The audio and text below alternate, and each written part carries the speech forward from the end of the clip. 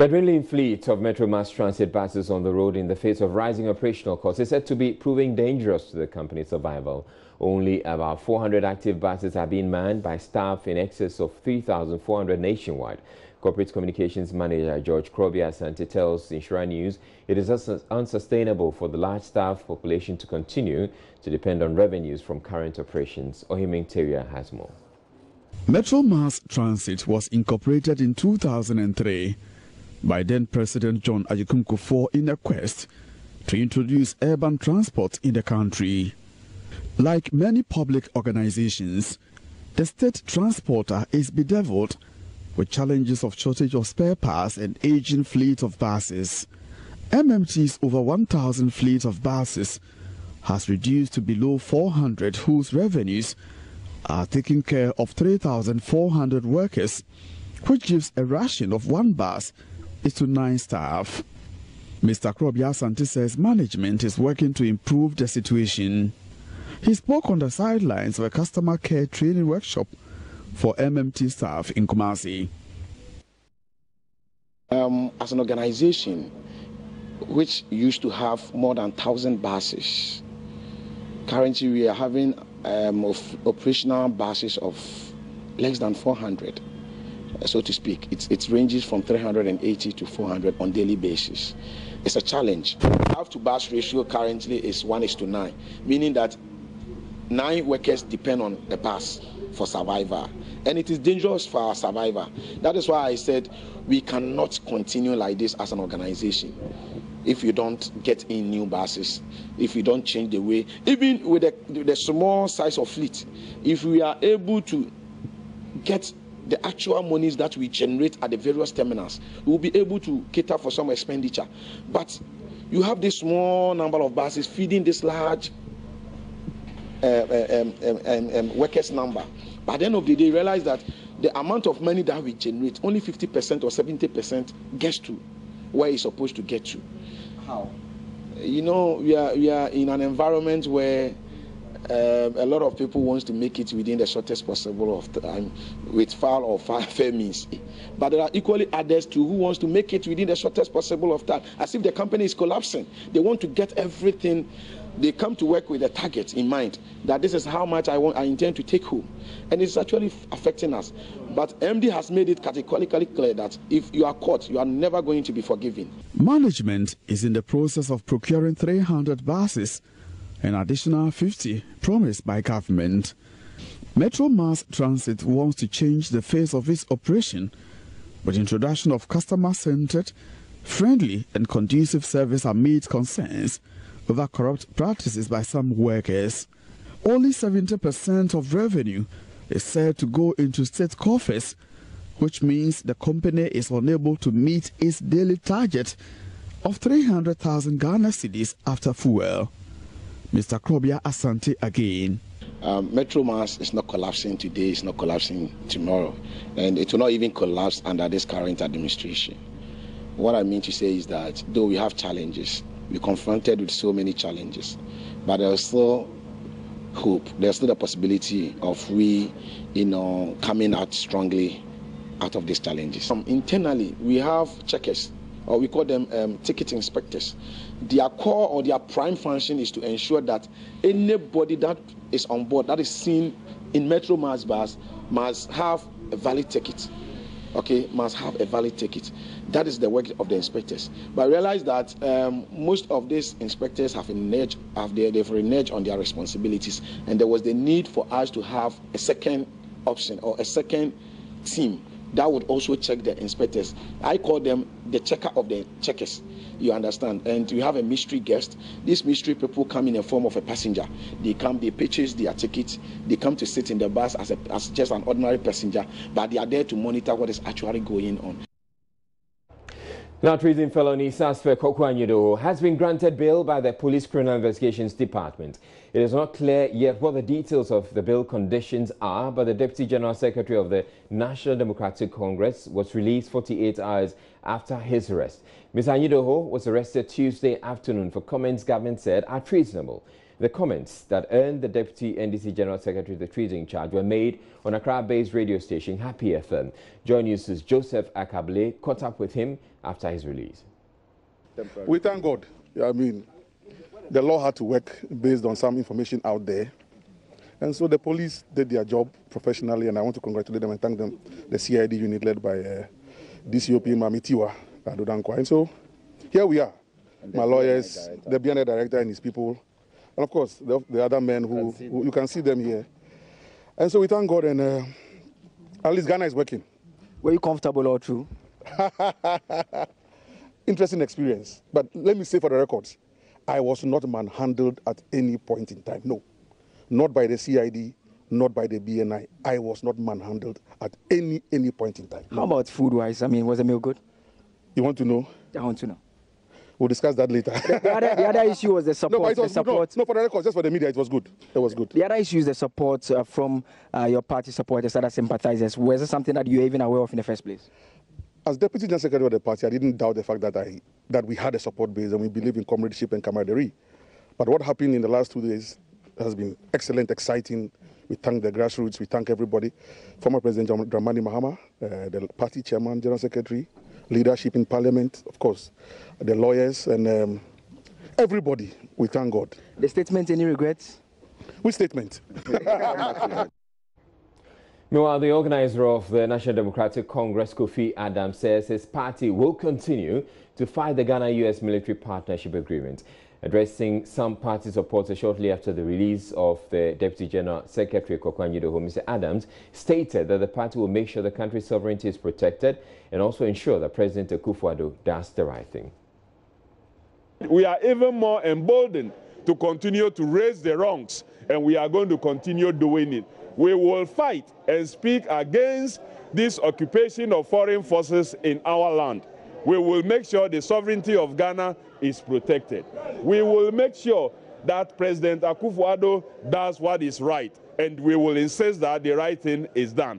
Let's together continue to fight for the good of this country. We did not vote for President Akufo-Addo to do what he is doing. He should not continue deceiving himself that he is still as popular as he was when they used lies to get the votes of the people on the 7th of December 2016.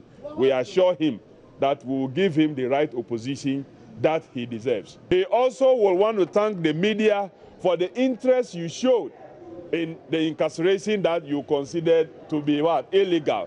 For those of you media persons who also suffered beatings and slaps in trying to report the wrong that was being done, we want to say we sympathize with you.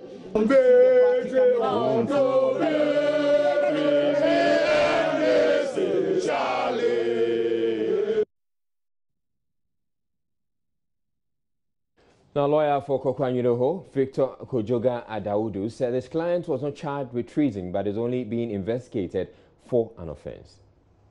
He's not been charged for any treason. All they said is that they are investigating him for an offense, and it's the offense of treason. That is what we know. So I want to make it clear that he has not been charged. 1992 Constitution says that when you are under arrest, the police will have to do investigation. Now, so they give you a caution statement, a statement that will say, I'm investigating for a particular offense. Now, when they investigate and they think that there is evidence to support a charge, then they now charge you. So there will be a statement will say that I'm charging you for this offense.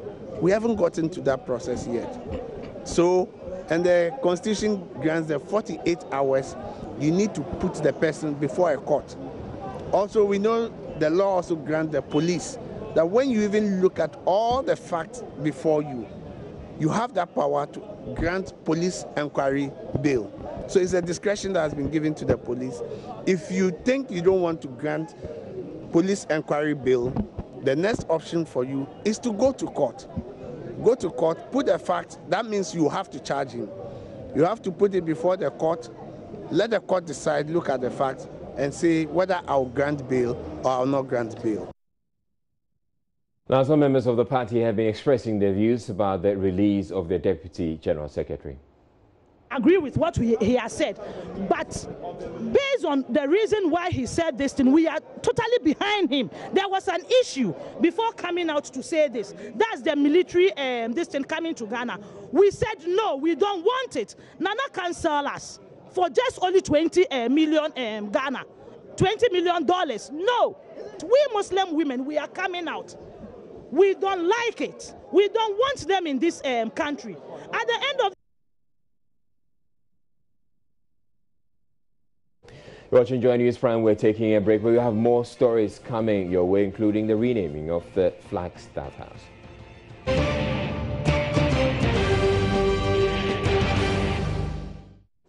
Government says it is unfazed by condemnation of its decision to rename the presidency Jubilee House. The Flagstaff House signage as the seat of government has been known for some years now, was ripped off early Thursday morning and replaced with Jubilee House in compliance with an executive order signed by President Akufo-Addo gazetting it. The name of the edifice has been the source of disagreement between the two major political parties since it was built to coincide with Ghana's Golden Jubilee. The National Democratic Congress renamed the Flagstaff House during the administration of the late President John Evans Atta Mills, even though former President John Agyekum Kufuor, and whose tenure it was built, christening it Jubilee House. Director of Communications at the Presidency, Eugene Ahing, tells presidential correspondent Elton Brobe this will be the first time the name of the building is being made official. In the run-up to the 2016 election, President Akufo-Addo made it clear that if you won the election, one of the things you'd want to do, obviously, was to go back to the name given, the original name given to the structure by the person who constructed, that was Jubilee House. And not only apart from that, but I mean, this building here, as you see, this Flagstaff House served as the official residence of the first president of the Republic, Dr. Kwame Nkrumah, when Ghana assumed Republican status in 1960. Now, this building here also, this same building, the same Flagstaff House, not only served as his residence, but before we gained independence, the then head of the military command of the British West African forces, the commander, he lived here. You go to countries like Hong Kong, most of the British colonies, they have buildings which they call Flagstaff House. So if we've gained independence, I mean, there's no point in we keeping a name that was the relic, or that is symbolic of the colonial times. I mean, it wouldn't be right. And mostly the building that was constructed, as we see, this Jubilee House was built by President Kufuor, and he named it Jubilee House. So whatever be the case, we've just gone back to the original name that was given to the structure by the former President of the Republic, John Agyekum Kufuor. So this building here, we've made it clear, the President has made it clear that it's going to be preserved for historic and tourism purposes. It's going to be preserved, and at least when you came, you saw the sign Flagstaff House right in front of the building. So this is Flagstaff House, but the seat of government from now would be Jubilee House. And that has been done by an executive notice signed by the President, which has been gazetted. So from hence, the seat of the presidency will be known as Jubilee House. The NDC official response to this particular matter was to the effect that the name only lasts so long as the MPP is in power, giving indication that they may change it if they, at some point in their life, they have an opportunity to govern this nation. What's your response to this? Well, we'll just see about that. That's all I can say. But to me, it has been gazetted. To me, that should end the matter. But at the end of the day, if they say they will come back, well, I'm not going to say they wouldn't come back. We'll just wait and see what happens. But I mean, that should be the end of the debate. We have a reaction from the NDC for you, and that comes up in a bit. But President Akufo-Addo, in the executive order he signed, stated that Flagstaff House, a property located on the premises, will continue to be known as such. Presidential correspondent Elton Brobe toured the entire facility, including the original Flagstaff House, and filed this report. But until the early hours of today, it used to be called the Flagstaff House. Now, this edifice you are seeing was constructed by former President John Agyekum Kufuor with help from the Indian government at a cost of almost $200 million. Now, until the early hours of this morning, the name was Flagstaff House. The reason being that when former President Kufuor left office in 2009, after commissioning it, the President Atta Mills government decided to change the name from Jubilee House, originally giving the edifice to Flagstaff House. And the Flagstaff House, we'll get to it later on, used to be the seat of government for the first president of the Republic, Dr. Kwame Nkrumah. Now, this huge building that you can see serves as offices for the President of the Republic of Ghana, Nana Dankwa Akufo-Addo, his Vice President, the Chief of Staff, and other leading members of government here at the presidency. Now, with the change of name from the Flagstaff House to Jubilee House in the early hours of this morning, they have given law or backing to the name, which means that in the event of the government being out of office, it will be difficult for any succeeding government to change the name. But that actually remains to be seen whether the name Jubilee House will witness another change from its present name to the Flagstaff House. That is the impression we've been provided by the NDC in opposition. So where we are is what I can call the original Flagstaff House. Indeed, what you are seeing behind me is the building that housed Ghana's first president, Dr. Kwame Nkrumah, during his days as president. This building you are seeing is the original Flagstaff House. At least that is what we've been told. Now, a bit of a history here. Before Ghana gained independence, the British masters, who were our colonial masters, used this particular building as duty post or a command center where troops were deployed to other then West African countries where they had control over. And this served as command center. So the commander who was in charge of Ghana during the colonial era used this particular place as his residence and office space. Now, when Ghana gained independence in 1957, Ghana's first president, Dr. Kwame Nkrumah, decided to continue to use this particular building you are seeing behind me as his official residence, where major decisions were taken. The governance of this country, came from this particular area, the direction, if you like. So this remained the Flagstaff House during the presidency of Dr. Kwame Nkrumah. But the National Vice Chairman of the National Democratic Congress, Samuel Ofosu-Ampofo, says it is a diversionary tactic by government to take attention from the raging issues that Ghanaians are having to deal with. It was one of the grand diversionary tactics that they wanted to use, because in the heat of we selling our sovereignty to America, changing the name of Flagstaff House to Jubilee doesn't solve the problem. What we are asking Nana Akufo-Addo and his people is that Ghana, as a sovereign nation, we cannot mortgage our future and our sovereignty to America. That, for me, is the issue. And we'll bring it back onto the front burner for discussion. We are not going to relent in our effort to ensure that this bad deal is reversed. If Nana Akufo-Addo feels that renaming is what he wants, after all, almost 1.5 years, he hasn't done anything. What he has done, succeeded in doing, is to go to places that John Mahama has built. The legacy of John Mahama, like you go to the Rich Hospital, which John Mahama built, then they will go and take and then put their names there. They will go everywhere. Recently, they were at the Naval at Tema to go and commission and put their names there. He must fulfill the campaign promises. He must address the challenges. Go to the lorry stations. Go to the market. We are in the Easter holidays. Go and find out what people are going through, the hardship people are going through, and they sit in their office and they are partying. Today is his birthday. I wish him a happy birthday. Indeed, it's the President Akufo-Addo's birthday, but the NDC decided to do something, say, rather witty with their reaction to the renaming of the Flagstaff House to Jubilee House. So I'm going to bring you two statements. First, the statement from the presidency regarding the renaming of the Flagstaff House, and then when I bring you the statement from the NDC, you can understand why I say it's rather witty. So, naming of seats of government as Jubilee House in preservation of Flagstaff House. And as you can see in the statement, the heading of the statement, it says naming of government as seat of government as Jubilee House, and not renaming as we've been describing, because I pointed out to you in the statement a bit later on why they're saying so. So it goes, whereas in recognition and celebration of Ghana's Golden Jubilee anniversary in 2007, Presidential Palace was built to serve as the seat of the presidency by His Excellency John Agyekum Kufuor, the second president of the Fourth Republic, and its official name designated by him as Jubilee House. Whereas prior to the construction of Jubilee House, most of Ghana's national leaders lived and worked at the Christiansborg Castle at Osu, built by the Danes in 1661 as a slave fort. Whereas after Ghana became a republic in 1960, the first president of Ghana, His Excellency Dr. Kwame Nkrumah, President of the First Republic, moved into Flagstaff House and stayed there throughout his presidency. Whereas Flagstaff House, until then, had been the residence not only of the colonial military officer commanding the West African frontier forts in the 4 British West African colonies of Ghana, Nigeria, Sierra Leone, and Gambia, as was the case in other British colonies around the world, but also the residence of the commander of Ghana's armed forces immediately after independence. Whereas the overthrow of the First Republic on February 24, 1966, Flagstaff House was returned to the control of Ghana's military, and Christiansborg Castle became, again, the seat of government.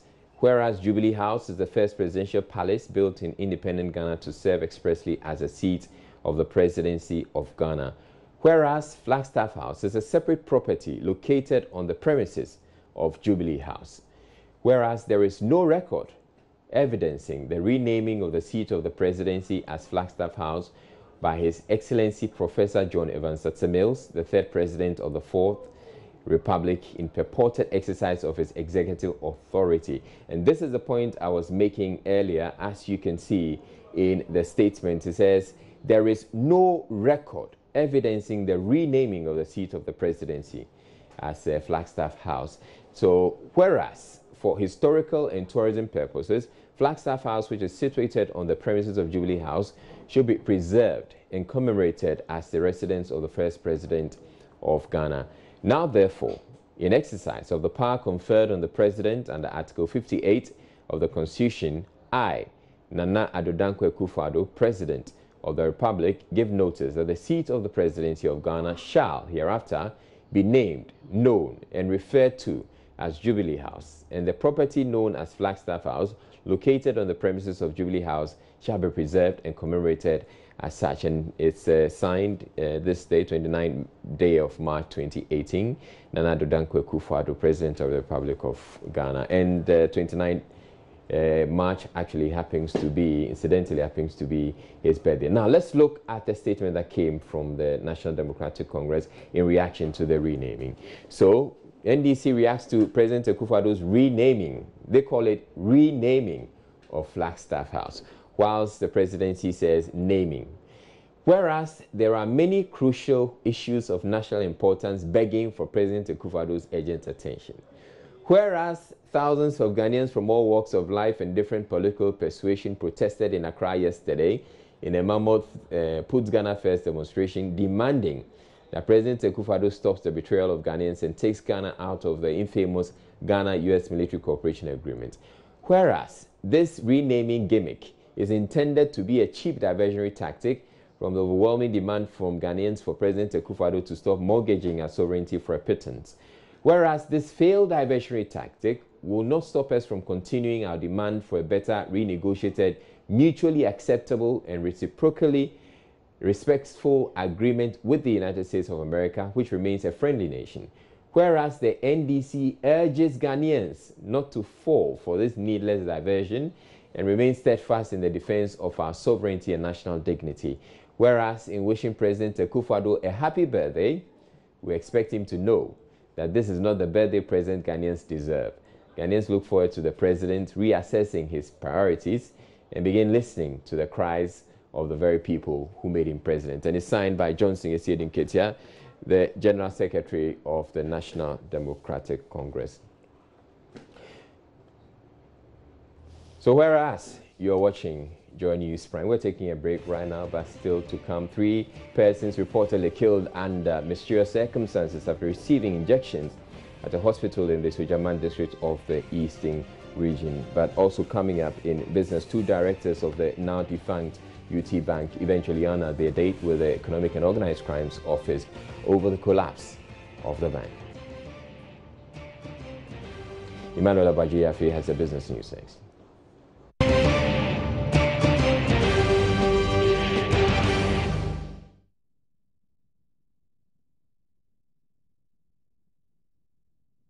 And 2 directors of the defunct UT Bank on Thursday honored their invitation from the Economic and Organized Crime Office, YOCO. This was after YOCO officials invited the directors by placing a call to them earlier Sources say only 2 of the 5 board members were able to make it for the initial engagement. They were quizzed and asked to come next week to continue with the investigations. Joy Business is learning that YOCO is investigating these directors over the role in the collapse of UT and Capital banks. And to give us more updates on this, George Wiafe has joined me here to answer the questions. George, you're welcome. Now, what did Mr. Amoabeng go today? Well, whereas the arguments about whether the invitation came or not, when we engaged some directors of UT, they told us that yes, they got the final invitation, and it was just through a telephone call to them, and they decided that, okay, they're going to honor this invitation. So only 2 out of the 5 directors were able to make it. It was a fruitful engagement with them, and what we understand is that they are going to come back next week and then continue with the engagement. But out the 2 directors, what I can tell the Prince Kofi Amabeng was not part of those 2 directors, and he is yet to get his formal invitation, and then he would go and meet these officials at YOCO, and then they'll continue with the engagement. So whereas he gets his formal invitation, what is going to happen? It means that he's going to go there and engage them. And when you talk to him, he tries to let us understand that he thinks he has nothing to hide, and he is willing to cooperate with the officials of YOCO to establish the truth as to whether he did anything criminal that led to the collapse of the bank. All right, so we'll wait and see what happens. And see what happens. Whereas to get more details on these issues for our viewers. Thank you, George. In other news, Barclays Bank is attributing its sterling financial performance for last year to prudent management of its resources. This was after it saw some significant growth in all areas of its operations, resulting in a profit before tax reaching 550 million cedis, the highest in the industry so far. Antoinette Kofi is Chief Financial Officer at Barclays. 2017 was a great year on a lot of fronts. So we've posted a 30% growth in our profits before taxes and a 27% growth in our profits after taxes. And this is on the back of strong growth in revenues, which is about 24% year-on-year growth in revenues. On our fee side, our non-interest revenue contribution to total income improved to about 40% in 2017 from about 32% in 2016. And this is on the back of significant deals that we did in our markets business, where we supported government and central bank in a lot of their bond issuance, etc. We are a book runner for central bank, and that helps us tap into, the way we run that is we tap into a global base of clients, which we have a wide range of, to patronize the government bonds as and when they are issued. Can I attribute it more to also maybe prudent management of your resources available, because resources have been scarce over the period under review, under the year under review, but the one that has been smart in managing it ends up coming up with results like this? You could say that, and a key part of our performance is driven by the fact that we have a strong risk management culture, and we ensure that we put quality loans on our books, and we partner our clients to make sure that we manage loan losses also quite well. Now, organized labor is urging government to pursue bold and strong policies to transform the economy. This was echoed at this year's forum organized by the Trades Union Congress of Ghana with support from the Frederick Ebert Stiftung. In an interview with Joy Business, Director of Labor Research and Policy at the TUC, Dr. Kwabena Nyarko, urged government to do all it can to create more jobs for the youth so they stay at home and contribute meaningfully to economic growth. Though the structure of Ghana's economic growth is touted to be doing well, it has not transformed in a desirable manner. At an organized labor policy forum put together by the TUC in collaboration with the Frederick Ebert Foundation, which was under the theme Development in the Economy and its Implications for Workers, the forum aimed at educating organized labor on macroeconomic indicators and their implications for welfare of labor. Speakers say this will go a long way to enhance members' understanding of the workings of the economy and to contribute meaningfully to economic debate. Director of Labour Research and Policy at the TUC, Dr. Kwabena Nyako, in an interview highlighted the character of politics in Ghana and its general impact on Ghana's transformation agenda. We have tried to keep industrial agitations very low since the government came into power. The trick is this. This government, and through my minister, Honorable Ignatius Bafwewa, has ensured that he gives the minutest attention to every organized labor, including the informal sector. So if people have issues, one of the things we saw when we came to power is that government had not been too responsive to matters of labor issues. And for us in government, we think that to keep industrial peace and harmony, we need to have attention for labor. Deputy Minister of Employment and Labour Relations, Bright Reku Brobe, on his part emphasized government's quest to build a better and stronger relationship with organized labour to ensure a unified front in national development. The economy of Ghana is not creating jobs. That is the bottom line. Many people talked about the fact that many young people have low education, which is true. You know, I mean, if you look at again the data, you have a situation where about 3/4 of Ghanaians, 15 years and older, either have basic education or no education at all. That's bad enough. But we also know that our brothers and sisters who manage to cross the Atlantic or the Mediterranean into Germany, they don't speak German. Some of them don't even speak English, but they still manage to find employment in Germany. What it means is that the German economy is creating enough employment so that they, with their own unique characteristics, are also able to secure employment. So the difference between Germany and Ghana simply amounts to the fact that Germany produces and exports. We don't produce, so what we do is to import. And that's all we have for you by way of business tonight. Thank you so much for watching. My name is Emmanuel Abuaji Viafi. Have a good evening.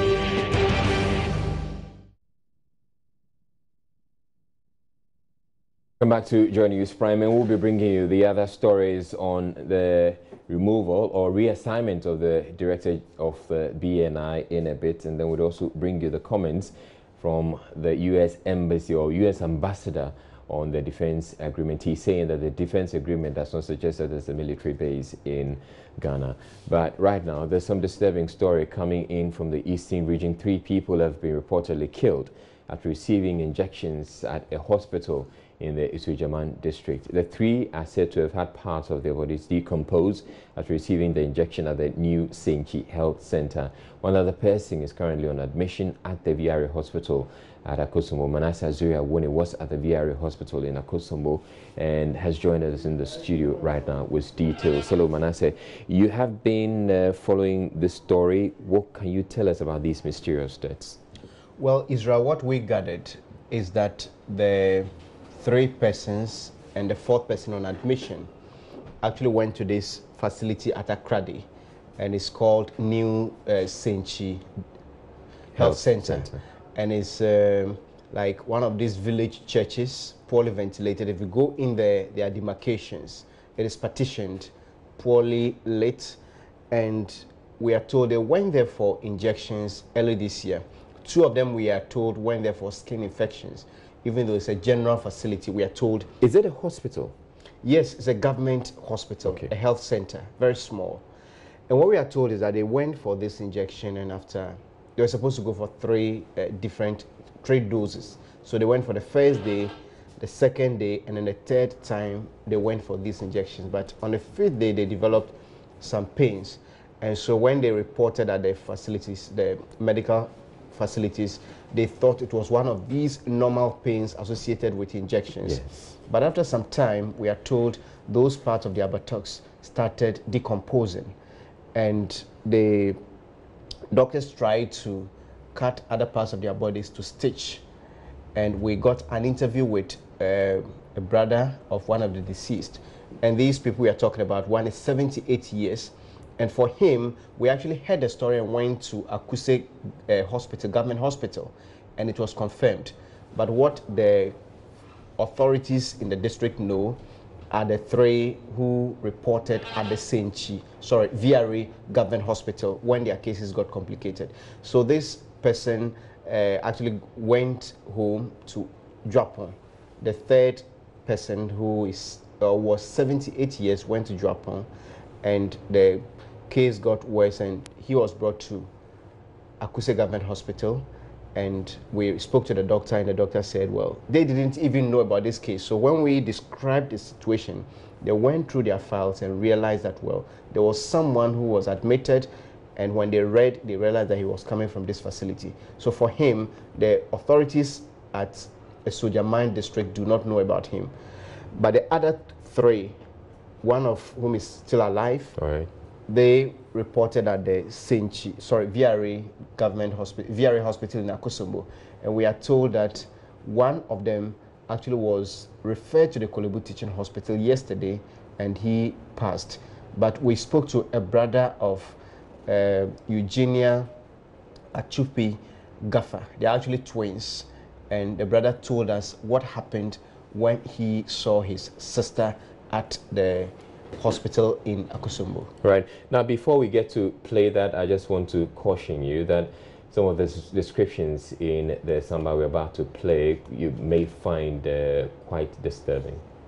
I apparently went to the St. Clinic in Question, and then she was injected on the 9th, and then she came back home. Then she realized that she felt some pain, but then she didn't take it because at normal injection, you have to just enjoy it. The second day, that was the second time, that was the 12th, because she was asked to come the 9th, 12th, and the 13th. On the second day, that's the 12th, she went again, and the pain, still persisted. Then she complained again, thinking when she goes this time, after all, they will just see to it that maybe because of the injection, maybe they might stop. But they didn't stop. They injected the third time again on the same place.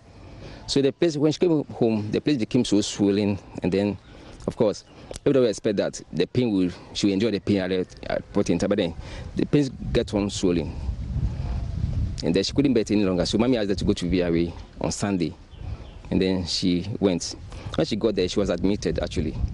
So Monday morning, I think some tests were carried out at the VRA hospital, and they realized that the place was decaying. And so they ran a test on her again, and they took it to the theater on Tuesday, and she was operated. So I couldn't understand the whole thing. So Wednesday after work, I went to the place to find out what happened. When I went there, I met a nurse on duty, and I asked to see the in charge, the one who administered the injections for people the previous week. And so he's gone on course, he's not around. But from my sister, she said the man and the other nurse injected her. So the two people who injected her when she came there. So I asked that they should call the in charge for me. The nurse said she was on, she's in a meeting, so there's no way they could call her. But I insisted that she should call her, and she called him. When she called him, I asked that the injection has administered to people in his facility has caused them a lot. They are admitted at the VRA, and then they are suffering for it. So it would be on his best interest to come down and come and see how people are suffering. He said why he can't come down now unless he comes close from the program. I insisted. I said that if that's the case, I'll make it a police case. He told me that there's no way police will arrest him because it's a government facility. I said, really? We clean my sister, clear others too, and ask you to come down. I tell him it's a government system. He said, well, then he cut the line. I didn't see anything. I went straight to the hospital. So my sister's condition, it was so bad. Just like a yam will get rotten and you scrape the inside. That's how the sore was. So the surgeon said that, according to the surgeon, they'll scrape some of her parts, body parts, in a way of plastic surgery to heal the place, and they'll address the place. And then for the next day, when they come back again, the whole place will be brought in again. And it was scattering. It was deepening and scattering.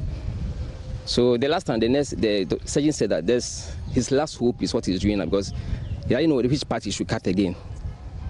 And the sore persisted. He wasn't the only person. She wasn't the only person. There were 5 on admission that day. And then I visited all of them. They all had 3 surgeons, consequently. And all of them. Right, so Manasseh is still here with me in the studio. Now, do we know if there's a possibility that a lot more people than the 3 or 4 who we know now may have received this injection? Yes, Israel, there is the possibility that the victims may be more than the number we have found.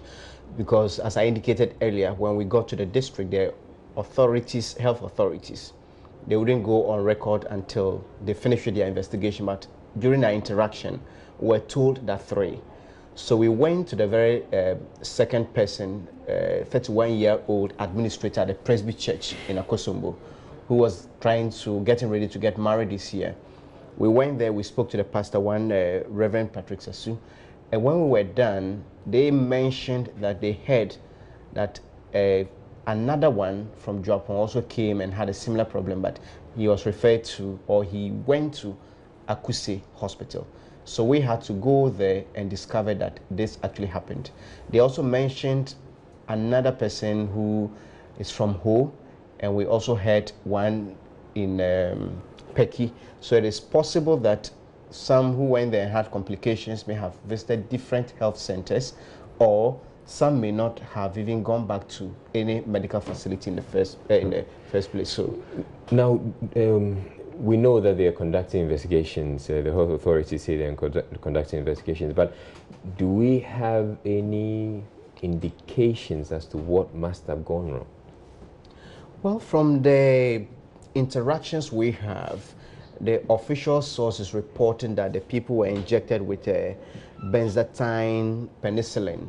That is what we are told. But this family, somebody in the family is alleging that they spoke to somebody in this health facility, that's the New Senchi Medical Center in Akradi.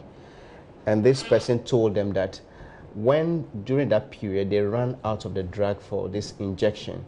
So it is alleged that the man who did the injection had to mix different medicines for this particular injection that we cannot independently confirm.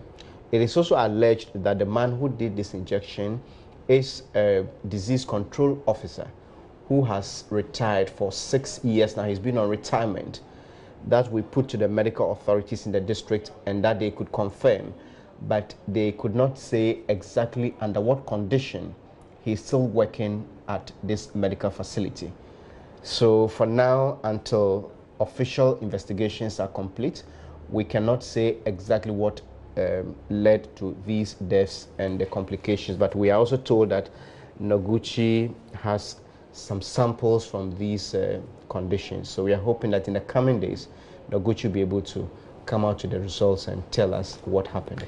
Now, whilst the health authorities say they're conducting the investigations, is the health center still functioning? When we went there, the health center was still functioning, and it was as if nothing had happened.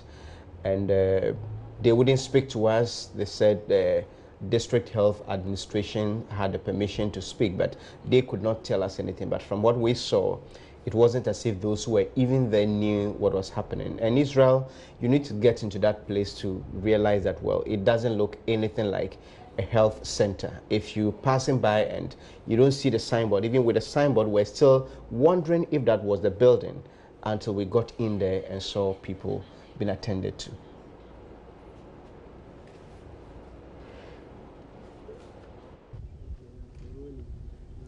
This is the New Senchi Health Center where Eugenia Achupi Dafa and then Kwajo Chreme took their injections for various skin conditions. In there is poorly ventilated, poorly lit, and stuffy. Officials here are not prepared to speak to us. According to them, the matter is still under investigation, but the hospital, as we have witnessed, is still under operation. Now, Manasseh, before you go, I want to find out what's the situation of that last person who's in hospital. Well, we are told this person is a female, and according to, the medical superintendent was not around. They were in a meeting, so we couldn't have access to her ward, but we're told treatment was still ongoing. And this person is actually a woman, and we don't know much about her situation, but for those that we know, all of them have died. Thank you very much, Manasseh Azuria. A pretty disturbing story coming in from the Sojaman district there, and we will be following to bring you the very latest on the investigations being conducted by the health authorities. We're taking a break here on Joy News 5. Now, the U.S. ambassador to Ghana, Robert Jackson, says the U.S. government is not shortchanging Ghanaians in the defense cooperation agreement signed between the U.S. and Ghana, as has been suggested by many. According to him, the agreement is not materially different from the defense cooperation agreement signed between the U.S. and all other countries. Answering questions from the media in Cape Coast after a public lecture organized by the Department of History at the University of Cape Coast, the U.S. ambassador explained the deal does not either sell the sovereignty of Ghana or endanger the security of Ghana. I absolutely agree with those who say that when Ghana is strong, it's a sovereign state. That's why we need to have this new agreement with the government of Ghana.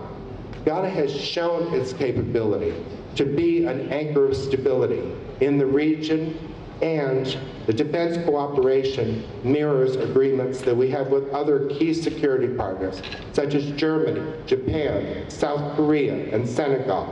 What we're asking of Ghana is nothing more, nothing less than we ask of those countries, except we have bases in many of those countries, but not Senegal, and we're not asking for one here. We want to partner with militaries, with countries that have the strength to help us to promote a more orderly, more peaceful, and more stable world. Now, a statement posted on the Twitter page of the U.S. Embassy also reiterated the U.S. has not requested nor does it intend to request the establishment of a military base in Ghana. I'll share that with you right now. It says the U.S. Embassy underscores that the United States has not requested nor does it intend to request the establishment of a military base in Ghana or the permanent presence of U.S. troops in Ghana. Reports alleging otherwise are inaccurate and misleading. The Defense Cooperation Agreement, DCA, between the government of the United States of America and the Republic of Ghana is not a base agreement. It is a legal framework to govern the ongoing security cooperation between our two sovereign countries. Our security cooperation spans more than 20 years and has included numerous bilateral and multilateral training activities in Ghana. The United States has a significant number of DCAs with countries around the world, including European, Asian, and African partners. The Defense Cooperation Agreement does not give the U.S. military the right to enter Ghana without permission from the government of Ghana. Instead, the DCA addresses the rights and responsibilities of both nations when the U.S. military is present in Ghana with permission from the government of Ghana and for purposes that the government of Ghana decides are appropriate. Furthermore, the principle of establishing this expanded legal framework between our two countries, we underscore our respect for Ghana's sovereignty as we seek to strengthen our cooperation on regional and global issues. Now, in one other major headline of today, the director of the Bureau of National Investigations, BNI, has been sacked. William Akwesi Appiah was sacked Thursday in the heat of the arrest, detention, and subsequent release on bail of the National Democratic Congress Deputy General Secretary Kwaku Anyidoho by the police CID and officers of the BNI. Now, National Security Minister Albert Kandapah later told Joy News Mr. Akwesi Appiah has only been reassigned to the National Security Ministry. The reasons for the reassignment of Mr. Appiah are unclear, even though it is believed to be related to the Kwaku Anyidoho case. Sources say the directorship of William Akwesi Appiah, the BNI, has been suspect. He was appointed under the previous administration.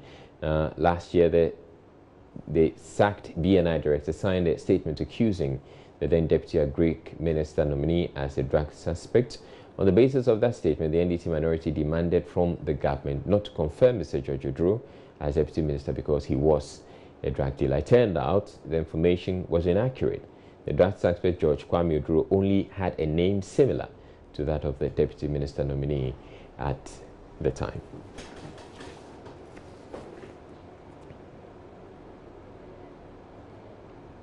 President Akufo-Addo has reiterated his commitment to the rule of law and the respect for individuals' liberties and human rights. In a message to observe the Easter festivities, President Akufo-Addo said his government is on the path to position Ghana in the global marketplace to ensure self-sustainability. He called on Ghanaians to be optimistic for a brighter future.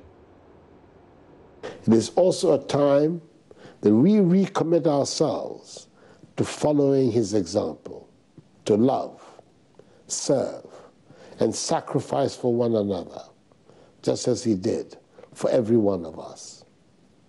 The resurrection of Jesus Christ is the ultimate demonstration of victory over adversity. It is a testimony of a new life of hope, promise, and fulfillment for those who believe and work hard towards the achievement of victory. I have no doubt that our nation is on the right path. We're committed to governing according to the rule of law, respect for individual liberties, human rights, and the principles of democratic accountability.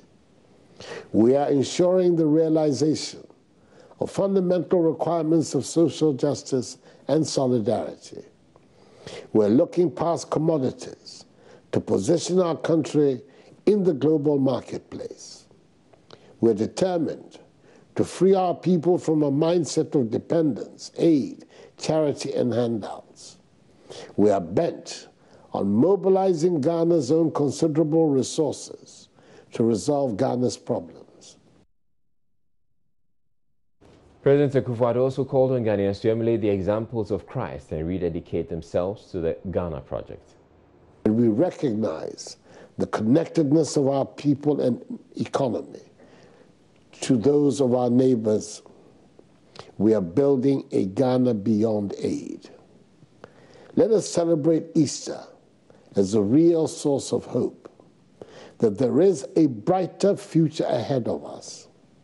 Let us use this Easter celebration to renew and strengthen our faith in God, and to be confident that with God's guidance, we can transform our nation and use all the blessings that the Almighty has bestowed on us to bring progress and prosperity to all our people. I wish all Ghanaians a happy Easter.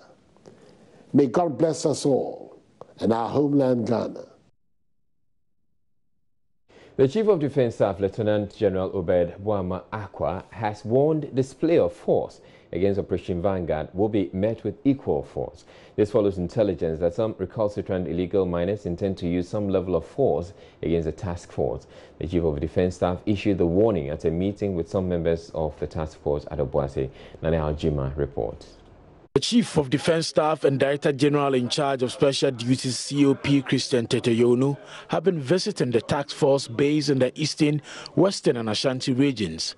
Lieutenant General Obed Boama Akwa acknowledged the effort of the task force so far, but says there's more to be done by the force. He wants disgruntled miners to rather resort to legal means to resolve their issues. We are waging a war to reclaim and to restore our environment, particularly the river bodies.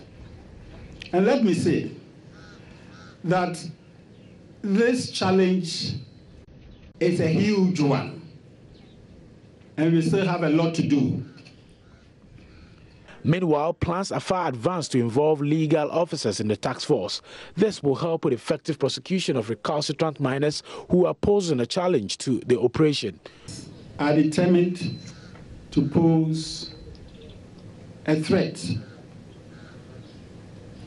They have made certain statements, but I want it to go out to all such people that the effort that we are putting in is for the national good.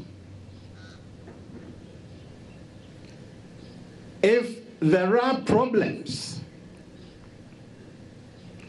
they should go through legal processes, but they should not throw a challenge to the security forces. The Chief of Defence Staff, however, says challenges of the task force are being addressed. Nana Jimen's report for Joy News. The Director of Communications at the Ghana Police Service, ACP David Eklu, says the police has begun investigations into the assault of Joy News journalist Latif Idris. He said the police regrets events that led to the beating up of the journalist last Tuesday when members of the NDC massed up in front of the CID headquarters demanding the release of Deputy General Secretary Kwaku Anyidoho. Doctors discharged Lateef Idris after he spent 2 nights in the hospital under strict medical observation. The complaint has come to my attention. The MD of Multi TV called me yesterday to draw my attention that one of his workers, Lateef, was assaulted during the siege at the police headquarters 3 days ago. And he indicated that he is receiving treatment at the hospital and that he was advised to come and report to the police, which he did today. We have also taken note of that complaint, and we regret the incident that happened. And, we have been working with journalists. Journalists have covered a lot of these major public events without any relation with the police. All the same, we're taking it seriously. He has filed a complaint. I don't know the details. And if he is able to help us identify the police officer, then we know what next step to take. But let me indicate that it wasn't intentional. The incident that happened, when we read the report in the media, we do not know exactly what led to this attack. And we do not encourage and sanction some of these attacks on journalists when they are doing their work. That's why we are also happy that he has lodged an official complaint, and the police at Cantonments would do the necessary investigations.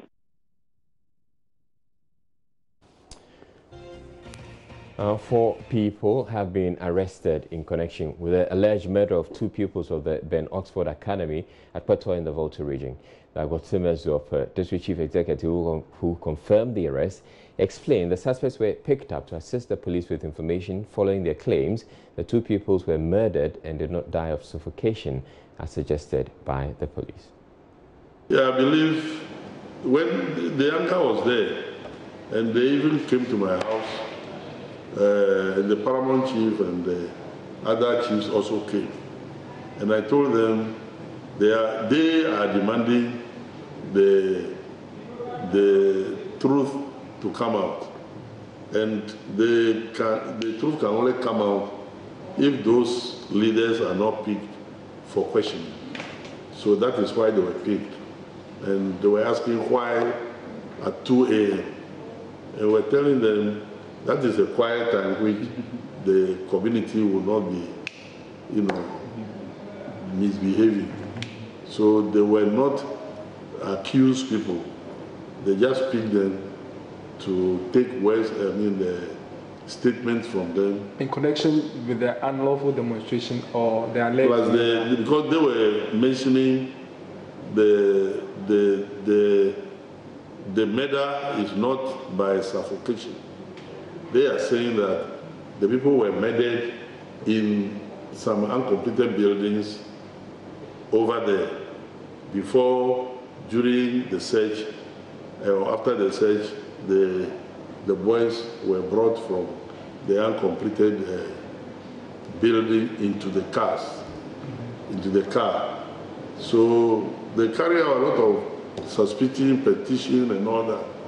So we agree that they should be picked, and then the source of their information, brought out, so that the whole thing will be openly seen.